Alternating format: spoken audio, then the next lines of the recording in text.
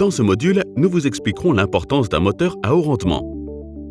Nous entrerons dans un moteur électrique pour comprendre ce que l'on entend par rendement et expliquer les pertes qui se produisent à l'intérieur du moteur et qui contribuent à l'évaluation de son rendement.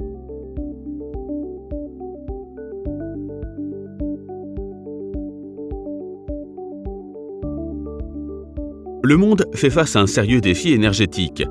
La demande d'électricité va croître plus vite que toute autre forme d'énergie finale.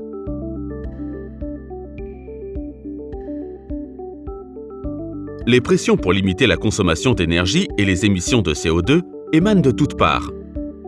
La façon la plus simple d'aborder ce défi consiste à saisir les opportunités de réduction de consommation d'énergie en utilisant l'énergie plus efficacement.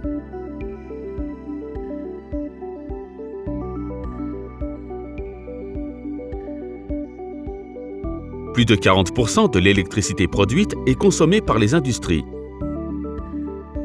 Et les 2/3 de cette énergie sont utilisés par des moteurs électriques. Améliorer l'efficacité énergétique en utilisant des moteurs ayant un meilleur rendement permettrait de réaliser d'énormes économies d'énergie et d'émissions de CO2. Les gouvernements ont donc introduit les MEPS, Minimum Energy Performance Standards, et ont établi un niveau minimum de rendement obligatoire pour les moteurs électriques. Alors, qu'est-ce que le rendement d'un moteur?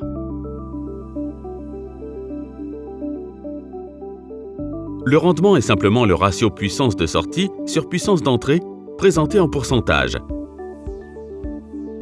Prenons un moteur standard avec une puissance de sortie de 75 kW. Parvenir à ce résultat requiert une puissance d'entrée de 80,9 kW. En utilisant notre formule, on obtient un rendement de 92,7%.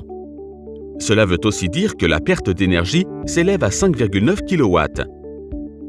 Alors, d'où viennent ces pertes et comment les limiter afin d'accroître le rendement du moteur? Nous allons essayer d'expliquer cela de façon simplifiée. Les pertes à vide montrées ici sont presque constantes, qu'importe la charge du moteur. Les pertes dans le fer du stator sont dues à l'énergie nécessaire pour magnétiser le matériau du noyau et comprendre les pertes dues à la création de courants de Foucault dans le noyau. Nous pouvons les réduire en utilisant des tôles plus fines et de meilleure qualité et en allongeant le noyau de fer. Les pertes par frottement sont dues au frottement des joints et des roulements. Elles peuvent être réduites en dimensionnant et en sélectionnant correctement les roulements. D'autres pertes, liées à l'air, sont causées par la résistance de l'air dans les ventilateurs et peuvent être réduites en optimisant le design des ventilateurs. Après les pertes à vide, nous avons les pertes en charge. Il en existe 3 types.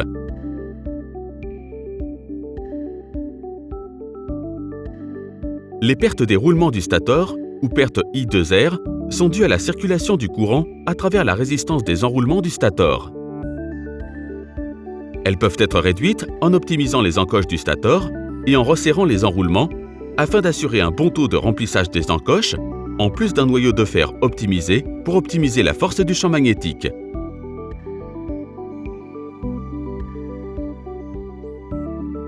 Les pertes de rotor. Le rotor subit aussi des pertes I2R causées par les courants du rotor et des pertes dans le fer, dues à l'interaction du flux magnétique avec le noyau du rotor. Elles peuvent être réduites par des barres conductrices et des anneaux plus grands ayant une résistance plus faible. Des pertes en charge supplémentaires sont dues aux fuites du flux causées par des variations dans les enroulements, des imperfections mécaniques dans l'entrefer et des irrégularités dans la densité du flux de l'entrefer. Elles peuvent être réduites en améliorant la géométrie des encoches et en minimisant les déviations dans l'entrefer. Malheureusement, les pertes font partie intégrante du fonctionnement d'un moteur. Et puisqu'elles affectent directement son rendement, les fabricants de moteurs premium font de leur mieux pour les réduire. En utilisant des matériaux de haute qualité, des designs de moteurs de pointe et en produisant avec précision dans des usines automatisées, les pertes peuvent être minimisées. Cela veut dire qu'avec chaque génération de design de moteur, le rendement est amélioré et contribue à résoudre en partie le défi énergétique. Dans le prochain module, nous nous intéresserons au coût de la possession et nous vous donnerons quelques conseils pour le réduire.